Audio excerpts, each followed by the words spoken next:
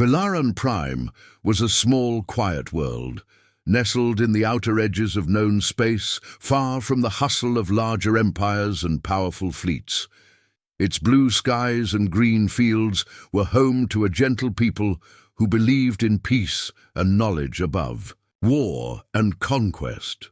For centuries, they had avoided conflict, trusting that no one would want to fight over their isolated planet. But that peace shattered the moment the Carnathi swarm came. The Carnathi were a terrifying force, vicious, relentless, and vast in number. Their ships moved like a dark storm across the stars, each one alive with strange, twisting technology that pulsed like the beating of monstrous hearts. Velaran's defenses, modest as they were, tried to hold the line. The peacekeepers and light patrols fought bravely, but their weapons were no match for the Carnathi's brutal power. Cities began to burn. The screams of terrified civilians echoed through empty streets as the swarm's dropships tore through the atmosphere, dropping creatures that resembled nightmares born from the darkest fears. Velaran's leaders knew their fate was slipping away, and the universe around them offered no help.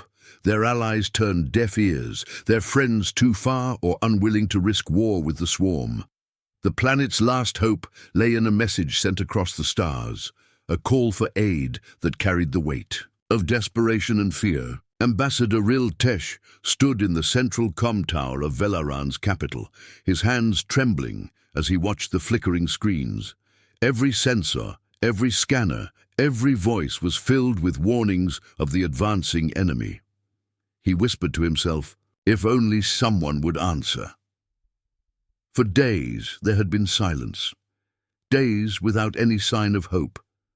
But then, deep in the static of the long-range receivers, a new signal emerged, strong, clear, and unfamiliar. It was the human fleet, the dreaded Deathworlders, known for their strength and unyielding will.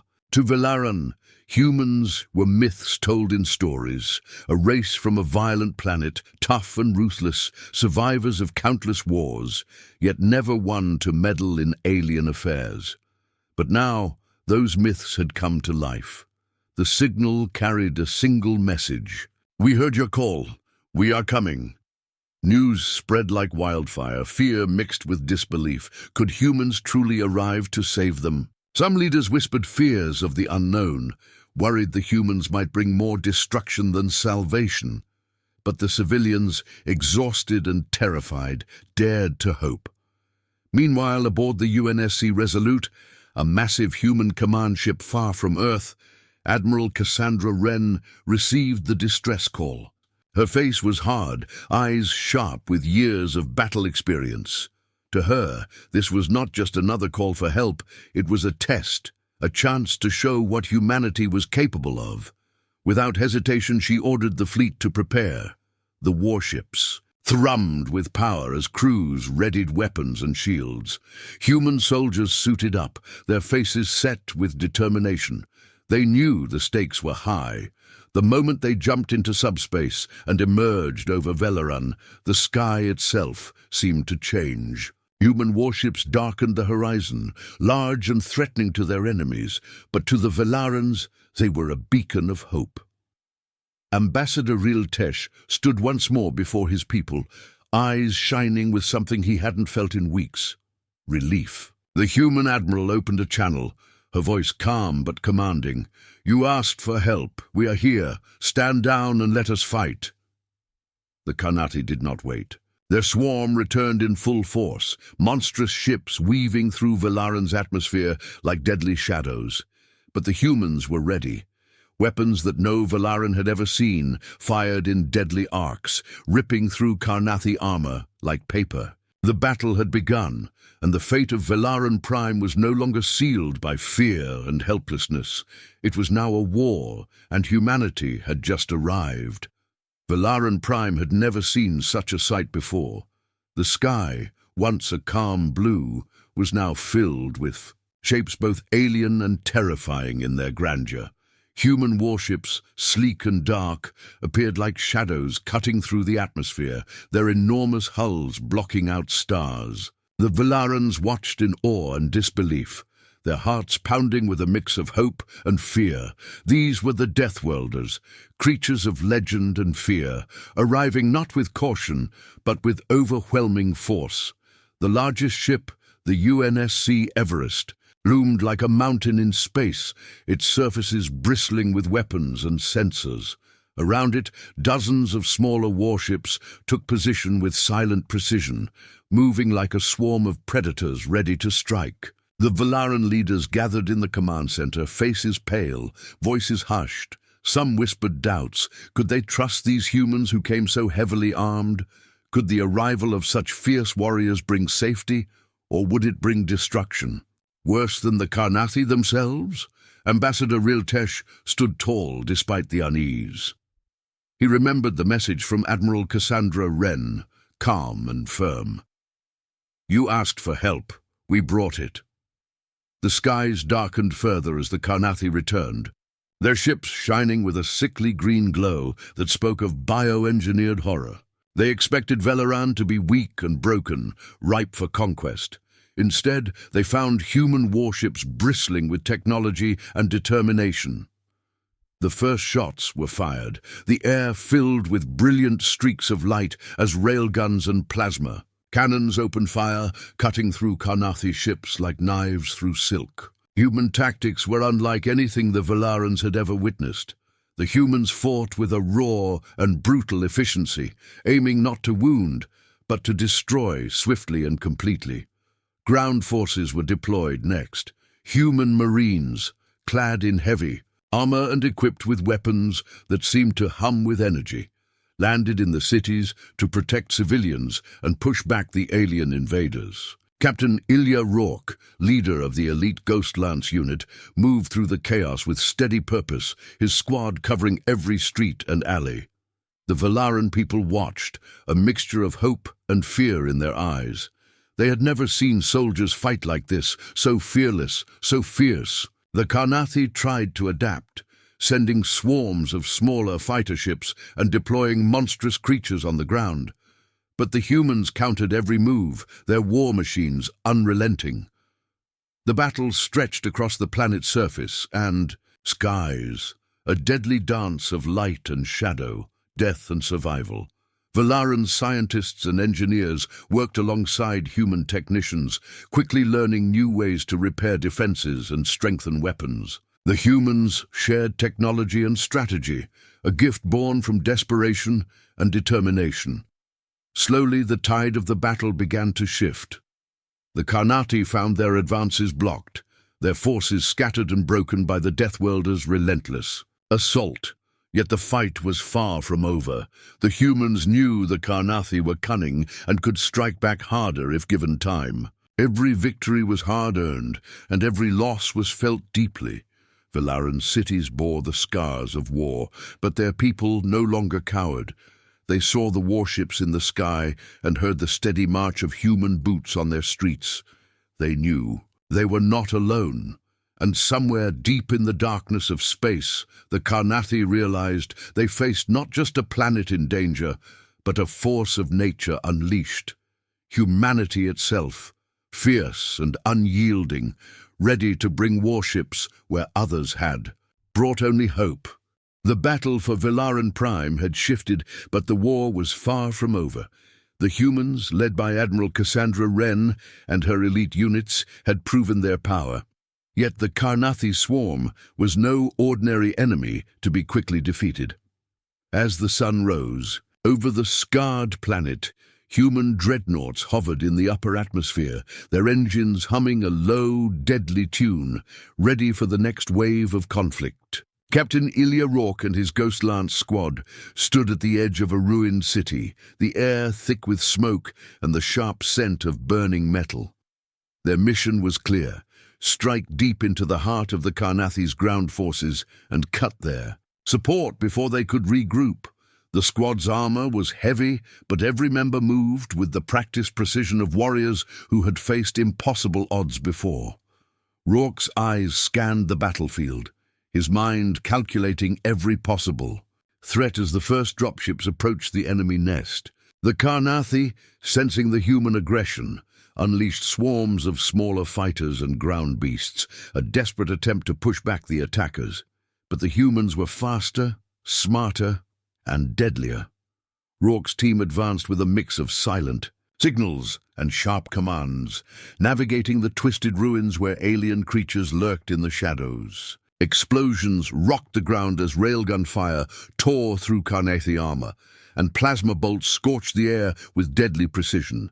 Every move the humans made was designed to strike fear into the heart of the enemy, to show the swarm that this was no ordinary fight, and these Deathworlders were not to be underestimated. The Valarans watched from safe zones, their eyes wide with awe and hope, knowing their fate was tied to the success of these fearless soldiers. Deep inside the Carnathi, monstrous creatures stirred, sensing the invaders.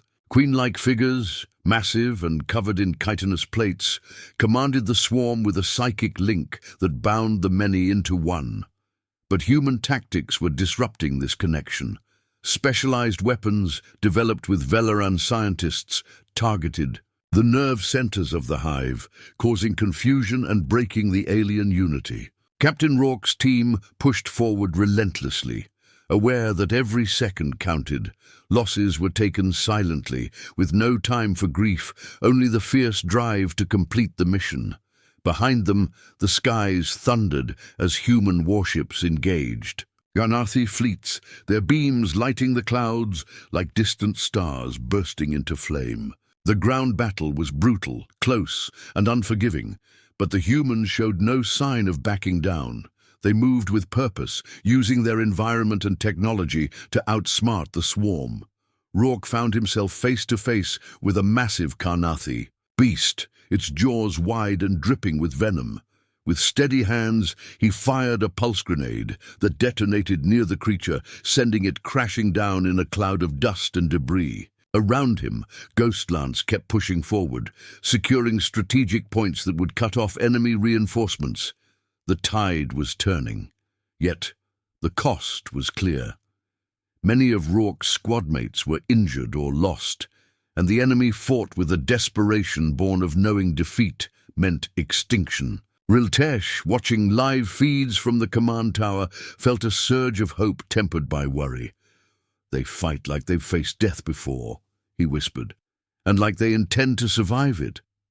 The humans had brought more than weapons. To Velaran Prime, they had brought a spirit that refused to be crushed. As night fell, the battle grew fiercer.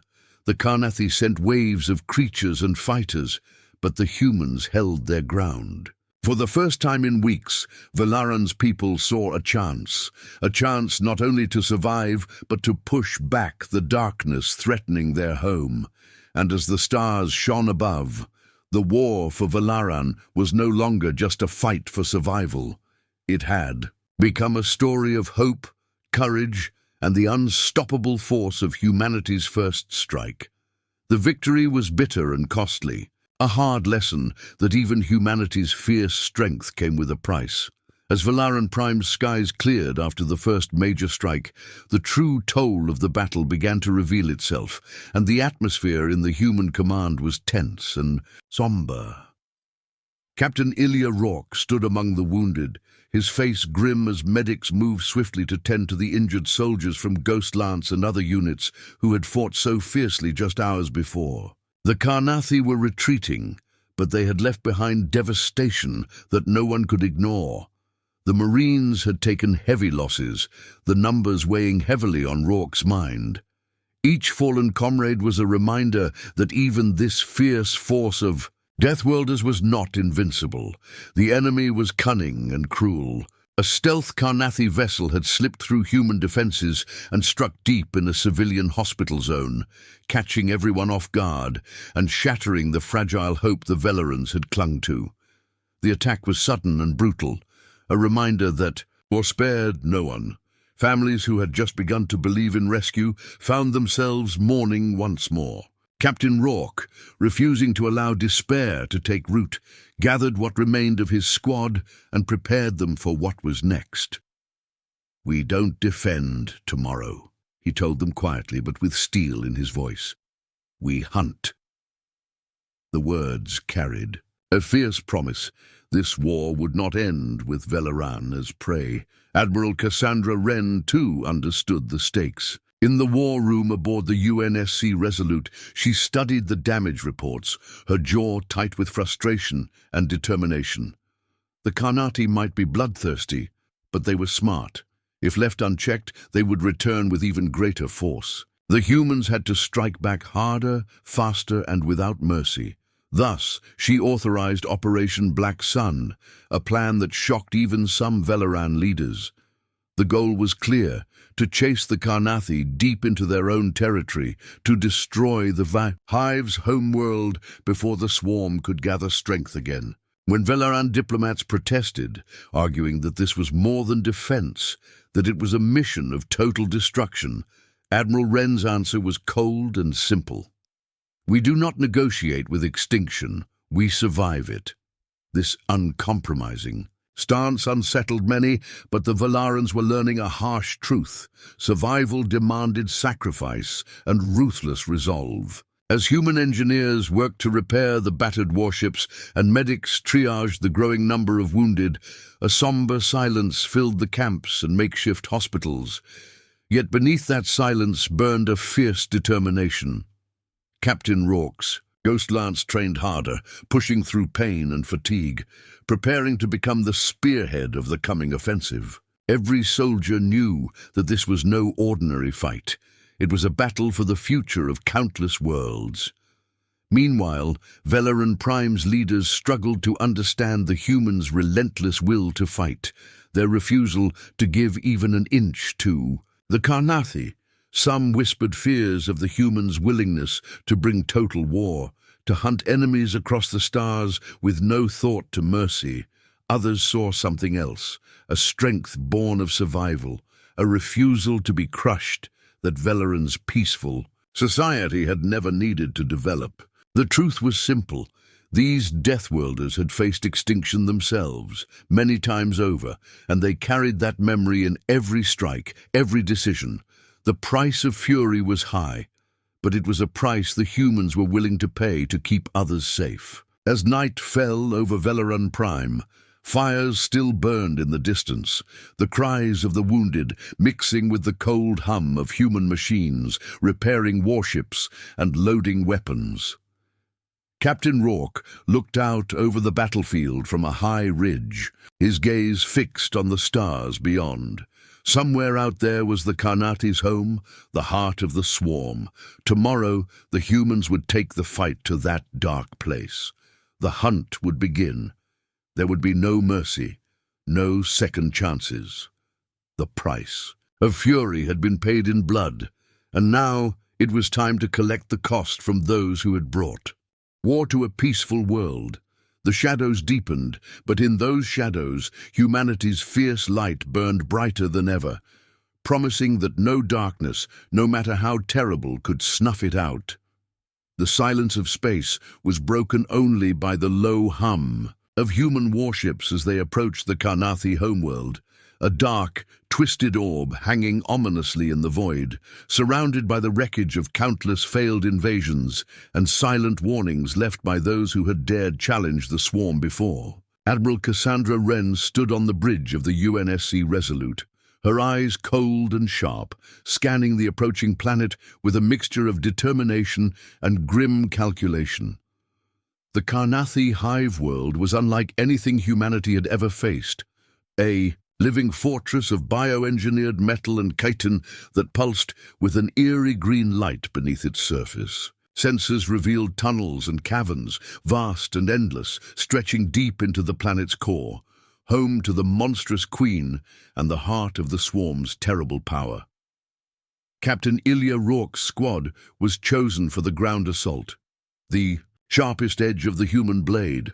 Their mission was to penetrate the hive's defenses, disrupt the Queen's control, and destroy the source of the Karnathi's terrifying power. As their dropships pierced the thick, toxic atmosphere, the soldiers prepared, their armor sealed, weapons charged, and minds steeled for the unknown horrors lurking below.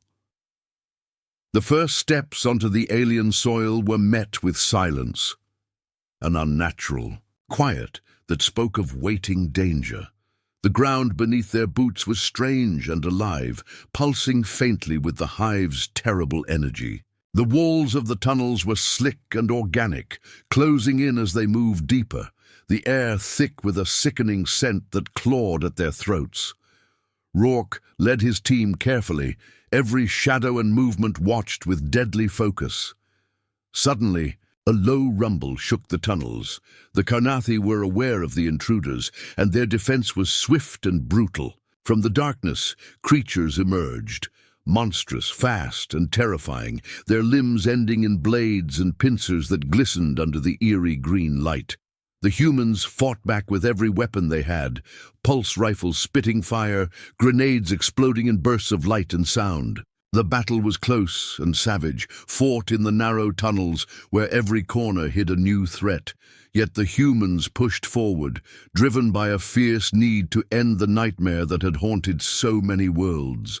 The deeper they went, the more the hive fought back with desperation and cunning. Walls shifted as if alive, corridors rearranged to trap the invaders. The psychic link of the Queen pulsed like a dark beacon, sending waves of fear and confusion. But the humans used special devices to block the mental assault, their training and technology a shield against the swarm's mind control. As they reached the central chamber, the air grew hotter, the walls alive with writhing tendrils and the sound of a terrible heartbeat.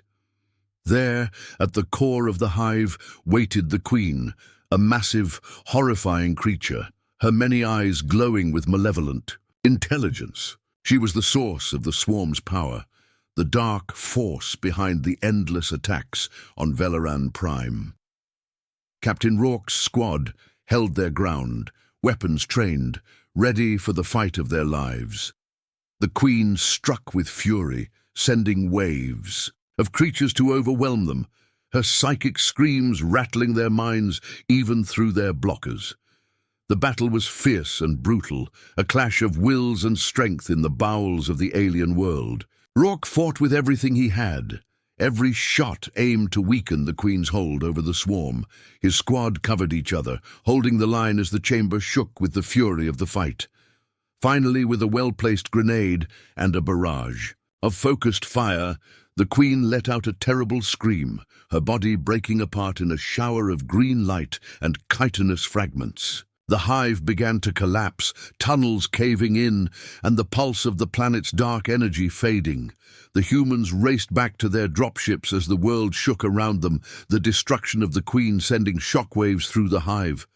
They escaped just in time, watching from the safety of space as the Carnathi homeworld began to fall into chaos, the swarm losing its heart and its strength.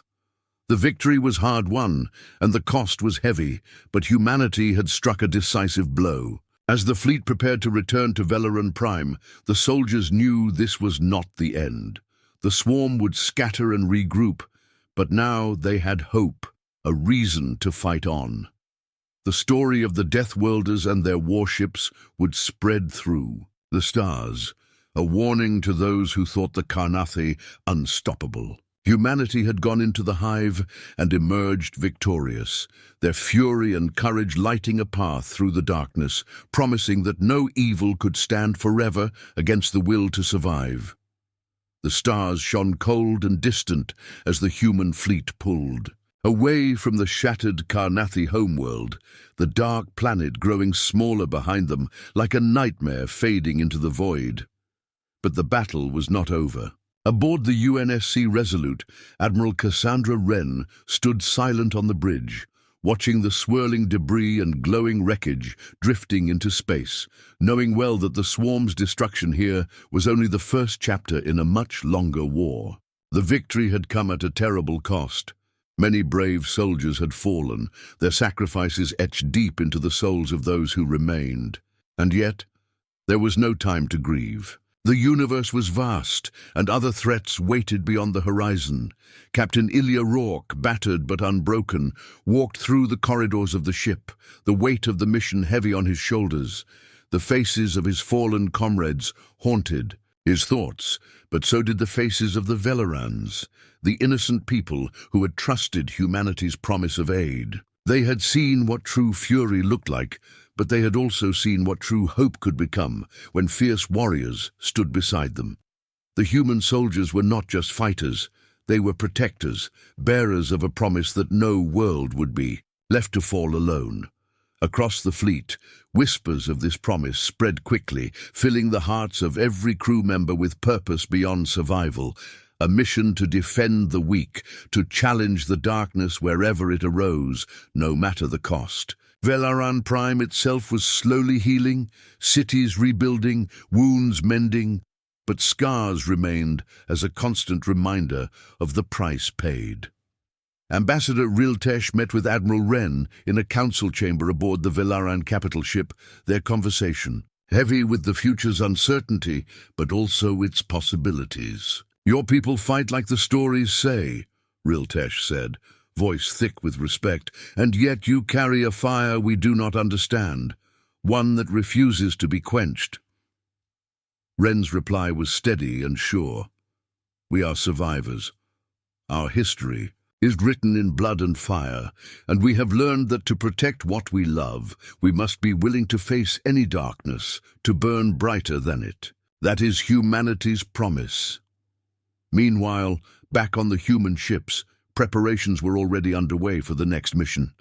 Intelligence reports had uncovered other swarms spreading through the galaxy, seeking new worlds to devour. But humanity would be ready. Scientists worked alongside engineers to improve weapons and armor, while strategists pored over battle data, learning from every loss and every victory. The soldiers trained harder, their resolve deepening. In the quiet moments, Captain Rourke found himself staring out into the blackness of space, feeling the weight of the future pressing on him, but also the fierce pride of those who fought beside him. The stories of Deathworlders bringing warships had spread beyond Velaran Prime, inspiring hope in other allied systems and striking fear into the hearts of the Carnathi and any other enemies who might threaten peace. The universe was changing, shaped by the actions of humanity, by their refusal to bow, by their unyielding promise to fight for what was right. As the fleet moved forward into the unknown, new alliances formed, and old fears were replaced by a cautious optimism. The Deathworlders had brought more than warships, they had brought a future. The promise was clear and unbreakable. Wherever darkness rose, wherever lives were threatened, humanity would be there, fierce and unrelenting, a light that would never fade. And so, beneath the endless stars, the story of survival and courage continued, written in the fires of battle and the hopes of peace, as humanity kept its promise, forging a new path through the vastness of space, one where no world stood alone, and no enemy was too great to face. The war was far from over, but the Deathworlders' promise had been made, and with it, a new dawn for the galaxy had begun.